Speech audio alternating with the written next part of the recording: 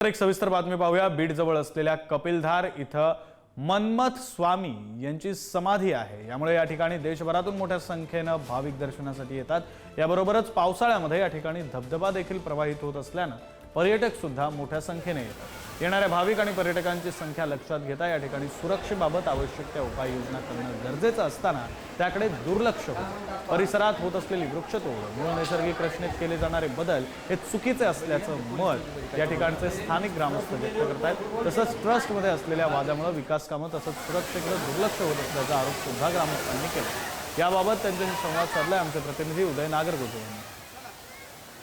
बीड जवळ असलेलं कपिलधार हे देशभरातील पर्यटक आणि भाविकांचं श्रद्धास्थान आहे। या ठिकाणी मन्मथ स्वामींची समाधी आहे आणि या समाधीच्या दर्शनासाठी देशभरातून लोक येत असतात। तसेच पावसाळ्याच्या दिवसात या ठिकाणी जे धबधबे आहेत नैसर्गिक, त्याला पाहण्यासाठी देखील पर्यटक मोठ्या संख्येने येतात। परंतु या ठिकाणचे जे विश्वस्त आहेत, जी ट्रस्ट कमिटी आहे, त्यांच्याकडून कुठेतरी या ठिकाणच्या सुरक्षेकडे दुर्लक्ष केलं जात असल्याचं आपल्याला पाहायला मिळतंय। या ठिकाणी कशा पद्धतीने मोठ्या संख्येने पर्यटक येत आहेत, परंतु त्यांच्या सुरक्षेच्या दृष्टीने कुठलाही उपाययोजना नाहीत। या ठिकाणी सिमेंटचं बांधकाम करण्यात आलं आहे।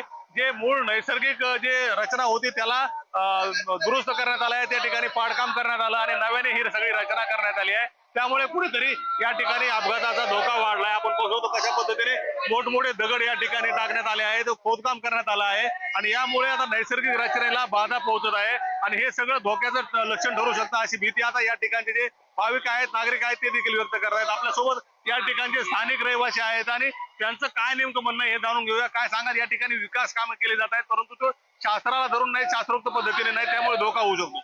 आमचं हेच म्हणणं आहे की इथं विकास कामं व्हावात, पर्यटन मधून या देवस्थानाला जगभरात ओळख मिळावी, आमचा हा उद्देश आहे।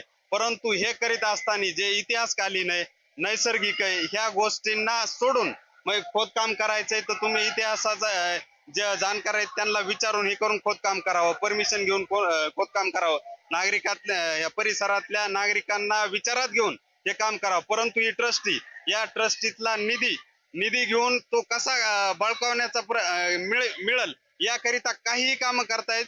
जे नैसर्गिक सौंदर्य आहे कपिलधारचं, जे की लोक बघण्यासाठी येतात, त्याला छेडखानी करण्याचं काम या विश्वस्तांनी केलेलं आहे आणि याच्या विरोधात आम्ही सर्व 10-12 गावातील लोक आहोत। जो काही वाद आहे तो प्रशासकीय पातळीवर सोडवला जावा, तोपर्यंत प्रशासनाने या सर्व देवस्थानांवर लक्ष द्यावं आणि या ठिकाणच्या भाविकांच्या सुरक्षेची आणि कपिलधार हे जे तीर्थक्षेत्र आहे त्याच्या पावित्र्याची जपवणूक करावी, अशीच मागणी आता या भाविकांमधून केली जात आहे। उदय नागरगोजे, पुढारी न्यूज, बीड।